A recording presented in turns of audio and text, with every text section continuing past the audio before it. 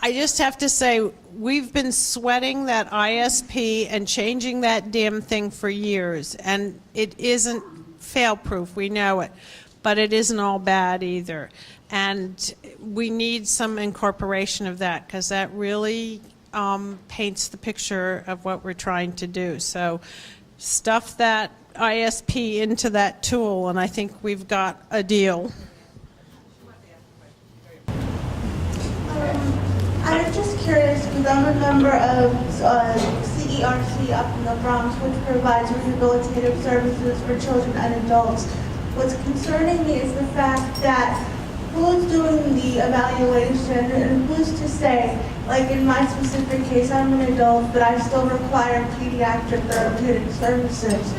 Who's to say that because I'm an adult, I shouldn't be getting rehabilitative services, and if they're not going to work anyway, so why bother applying? Can I appeal, and how would that work?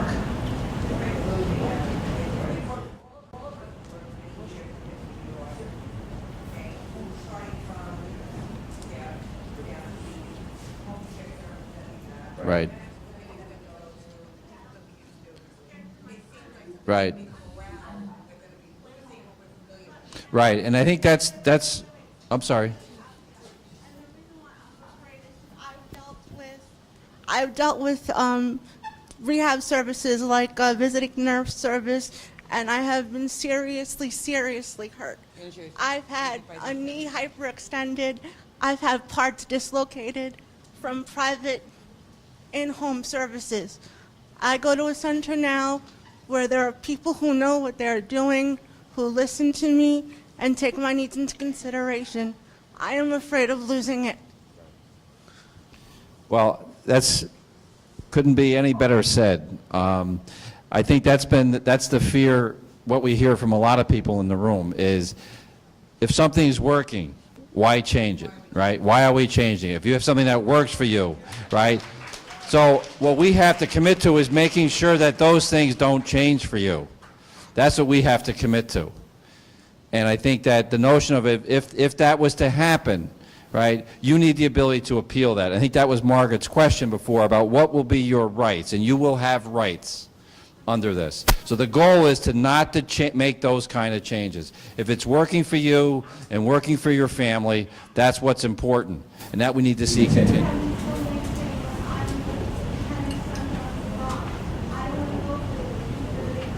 Understood. You want to keep who you have. You've made those arrangements. It's taken years to happen, right? Understood. And I think that's what we have to commit to, individuals like yourself and others who are in this room, and the kids that you all love and support. Oh, Buffalo? Buffalo's bursting. Donna, don't have 4 people talk at once. I'll hang up on you. We have another question here. Okay, Yeah, Margaret, we're curious as how this is going to affect care at home OPWDD, because there was another conference here where the agency was told that it does not affect OPWDD care at home. That's not the impression that we're under. All right, so there's a point of clarification. OPWDD has a care at home model waiver, and people want to know, because they're being told different things, will this be assumed in the 1115 waiver as well? The answer is yes. All OPWDD services will be included in the waiver. So the answer is yes, but again, things will not be changing on day one, right? It'll be a gradual rollout of the waiver. So the services you're getting today will continue. That will not change. Rochester, you have a question. Jeremiah, are you there? Yes, we sure are. Yes, you keep speaking of an assessment team, an assessment tool. I would like to know who is on this team, who is going to be representing our children, our parents involved in this process, our current service coordinators involved in this process, who is actually going to be advocating for the child, or is this just a bureaucratic tool? Well, Yes, you're going to be involved, I hope. No, that's one of the things is we want a very comprehensive team involved looking at what the needs are of the individual. So yes, the parents, if they want to be involved, will definitely be involved. The individual themselves should be involved, clinician, nurses, psychologists, physician, whoever needs to be involved should be involved in the assessment process. Another question that we have is, are families still going to have a single service coordinator that they can personally call and contact on a regular basis who's going to be familiar with their case and follow up on their case, or are they going to have to speak to different people every time that they need some issue addressed? No, we know that it's important to have continuity of who you're dealing with.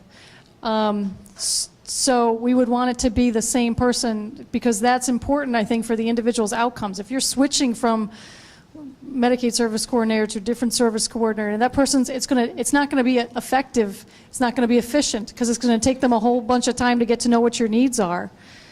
And then there was another question about who would be the physician that's involved in the assessment? Could it be a physician that you choose? And I believe the answer would be yes. I think that all of us are having a little bit of trouble imagining the discos running out to housing court and to fair hearings and to things like that. So I think that's kind of the basis for this. When we're running up and down the town, doing what we think is really helpful, we get very protective of our families knowing that housing is burning for them. And if this transition occurs, who's going to be there? That's my question. In terms of advocacy? Yeah. Right. Well, one of the things that the design teams advocated for this summer and that CMS is also making sure is part of this is that we have independent advocacy within this system. So we know that that's something that we have to build in there. What that's going to look like, we don't know. We've talked to different groups like Self-Advocacy Association, you know, because we need an entity that's going to be the advocate, so to speak, for people who can't advocate for themselves. I think it's us. I think we have a new role. Same old, actually. We don't have a new role. It's what we've been doing. Hi. My question is related to question 31. I'm a working parent of a disabled child, and I do have private insurance, and I don't think that was very clarified, and I don't understand if you understand what it means, or I don't understand what they're asking, but I could tell you what I want to know. I have private insurance. I have no idea the services that my son could get because he was in a private insurance. I kept being advised by people that I need to get a cares coordinator, management coordinator, that's what they call, services coordinator, and I applied for the waiver. It took me about 2 years to get the whole thing going, so that's question number one. Would it be faster for people to get into the waiver that it was before? Because it took me close to like a year and a half. And then my other question is, when I did get into the waiver, I had a choice. I didn't have to go into the Medicaid waiver, the HMO. And I think this is the question. If you have private insurance, will you have to give up on your private doctors and the doctors that have been servicing your children for years? Because now you have a waiver and now you have to go into this HMO. So that's what I think I needed to find out. With the changes, are we going to continue to have our own doctors under our private insurance or not? I think that's the thing that the commissioner said they weren't so aware of, that it's a big problem, because we've been doing a pretty good job trying to help keep that third-party insurance in place, for better or for worse. So they haven't figured it out. No one has in this state. They still are scratching their heads, right? Oh, I'm giving them a break. That's been going on a lot. My son, I work. So I have our insurance because I work for the city. But my health insurance would not cover the therapies that he needs, which is paid through the waiver. And everybody's worrying about if one is going to have to stop for the others. One will have to stop for the other to continue to be provided, and we wouldn't have to worry about how we're going to manage to keep up our needs for our child without going bankrupt to do so. And I think that's what everybody's worried about. How are we going to be able to sustain the needs that we currently have? And now that our children are getting older, that they may need care at home versus going into a nursing home. And is the new waiver going to do both? Or can we, because I have other friends I happen to know. I mean, will it encompass everything is one question. The other question is, I do know of people who have someone who comes in the home in the morning and takes care of, gets family members getting dressed. Then they go to a program. Then they have somebody else taking him. There's 3 different entities taking care of that one person. And now the first one is being told, well, your health your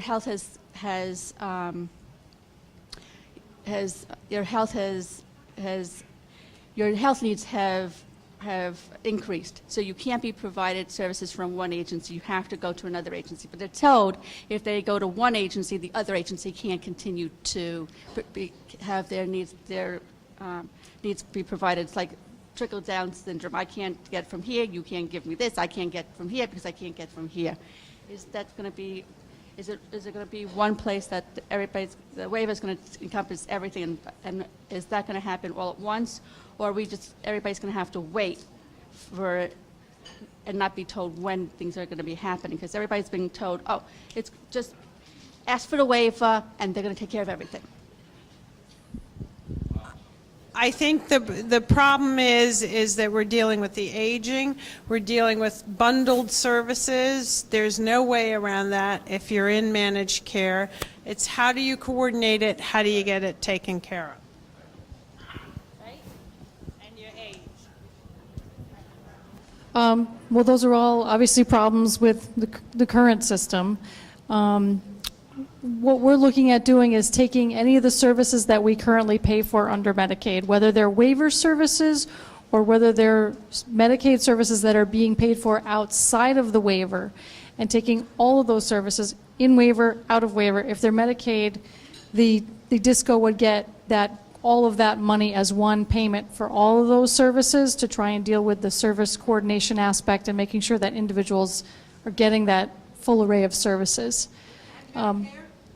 Well, ideally, we would like to go to Medicare as well. That's one of the things that we're hoping to demonstrate in this waiver, is to be able to include Medicare in the capitation rate at some point. So that's one of the things that we're, not initially, although we do have some providers downstate who are further along in their thinking about partnering with healthcare organizations like hospitals where Medicare is a big payer for services, and they're going to be asking, as part of this waiver process, can they demonstrate how both Medicaid and Medicare services and the payment for those services can be combined, and then hopefully, if there's some savings from that, our hope is that the federal government would let us keep some of the savings.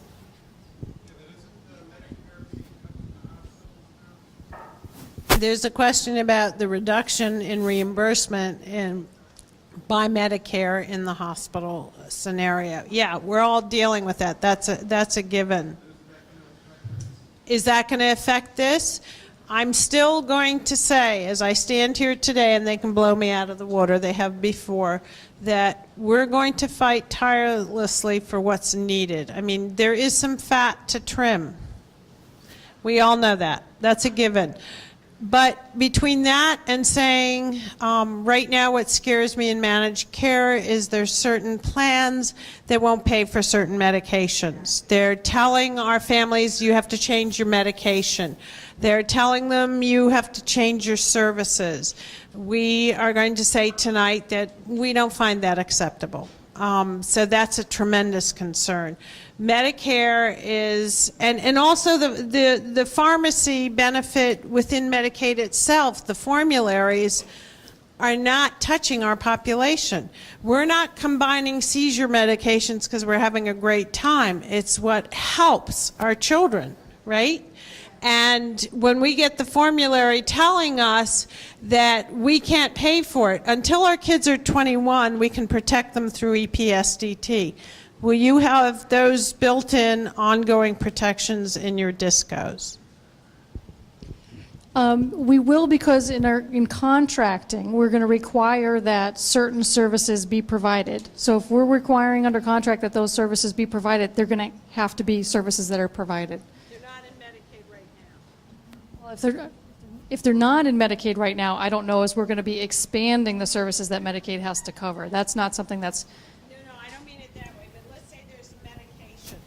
If there's a specific medication that isn't part of the formulary, I think pretty much all of our kids face that as long as they're under 21, we can get it. As soon as they hit 21 and it's not part of the HMO formulary or the DISCO formulary, that's when it stops. So if there is a budget that's individually based and somebody wants to purchase on the free market that medication as part of their budget, is that something that is person-centered planning, and is that something you envision being allowable? I think that's a huge concern here. If it's not something that's currently in the services we're providing, I can't see us changing that in the future. This isn't about expanding what we're currently providing. It's about better coordination of what we're currently providing. So I wouldn't... Yeah, I mean, I think the question would be is, if there's something that a family needs that's not currently available within the system, but if we determine that based upon need, these are the level of resources that you have available to you, and if that's what you want to spend the money on, that's a good question. Are we going to allow something that previously Medicaid, you're saying, would not pay for, right? Are we going to allow that? That's a very good question. We don't have the answer to that tonight, but I think it's a question that we have to, you don't think we'll be able to? No, I mean, I think that's an expansion of Medicaid benefits. If we're not paying for it now... Well, you are in some instances through families. If we are paying for it... And maybe it makes sense going forward. Right. No, but also... Right. We've been able to access family support dollars and reimbursement for some of those medications that are getting knocked off. And if you're using family support services for getting some of those extra services that you need now, that's great. We are going to continue family support services. Waiver or no waiver, that's something that's going to be there. But I thought the question was about whether we would be expanding what Medicaid's paying for, and that's not what the waiver is about, is expanding the benefits. If you can use family support services, you could continue to use family support services to get that. I think that what we're going to have to do is have you get some more of your questions into Pam, because these guys are about to drop off. Let's take 4 more questions, and then ask you if we can email you the rest of the questions, and we will post the answers on our website. Okay? I'm about to step on a plate, so stretch.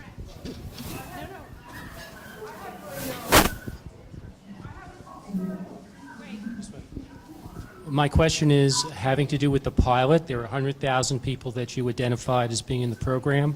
How many people do you expect to be in the pilot in the first year, and what's your plan for transitioning over time, given the fact that you have to do 100,000 assessments, and it's a new program that's starting?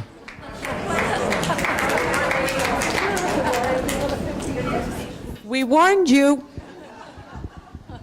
The answer is we don't know yet how many people are going to be in the pilots, because we don't even know how many pilots there are going to be.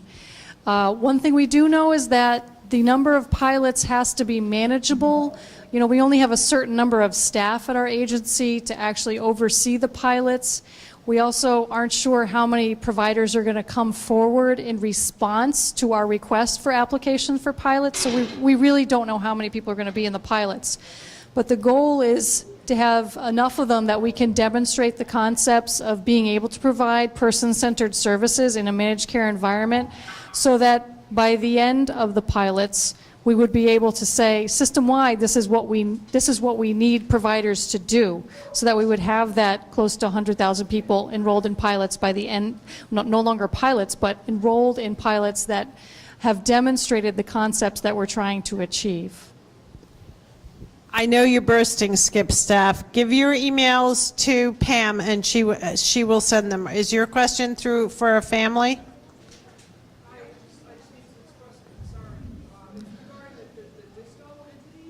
Okay. All right. Rochester has another question. Please, I beg of you, for the disco concerns, email Pam, and we'll put that up on our website, and the answers will come back to us. Rochester, you want to give us your question?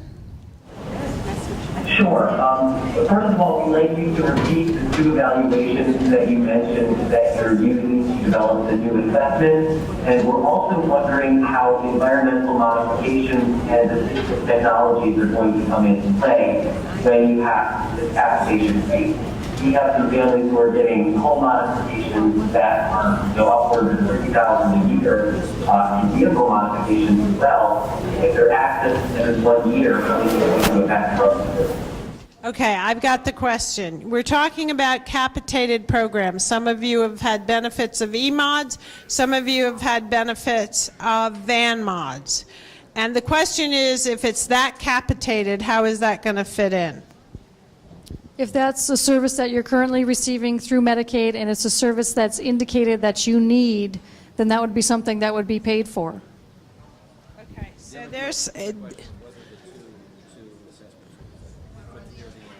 Oh, The two assessment tools are the supports intensity scale and the InterRAI.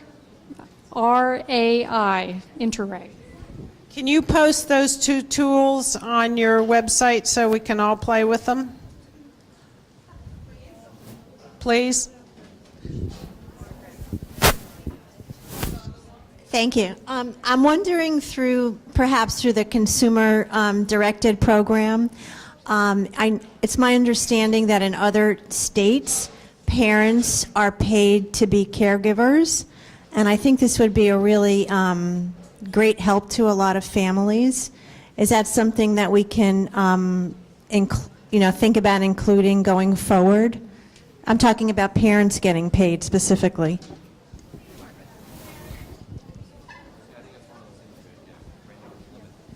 Yeah, it's definitely something that we would consider. There's a lot of different models out there of how that can work, whether it's self-direction, whether you have some type of entity that functions as a fiscal intermediary, but I know that a lot of people are interested in looking at that model and using it in New York. All right, I'm going to say 3 last questions, and then the rest is going to go on the web.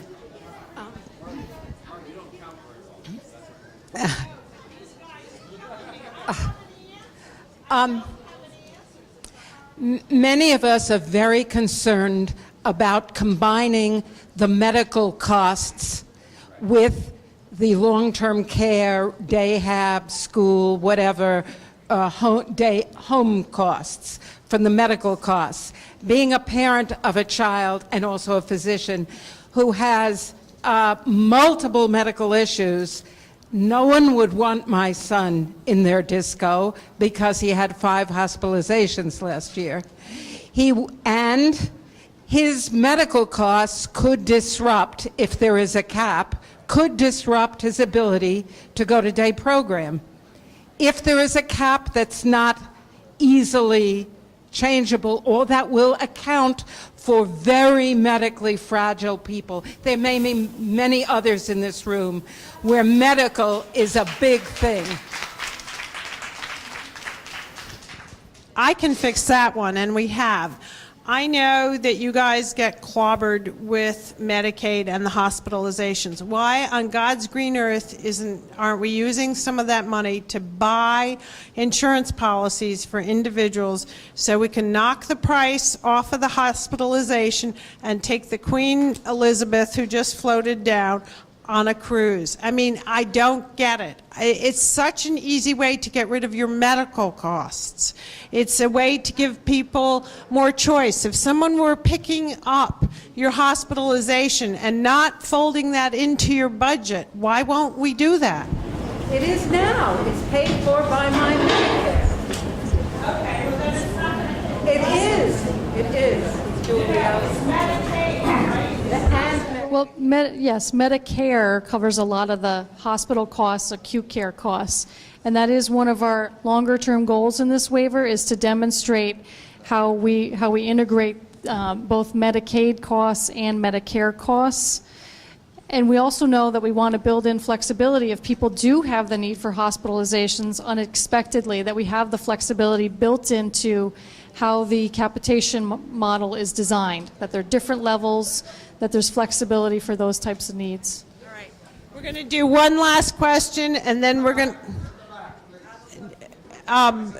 we have somebody who's been waiting very patiently. This is Brianna. And the first 3 years of her life, she had 17 hospital admissions. She's now 14. In the next year, she's due to have another 6. Straight Medicaid, all hospitals take straight Medicaid. With the HMO, hospitals don't take them all. How are you going to deal with that?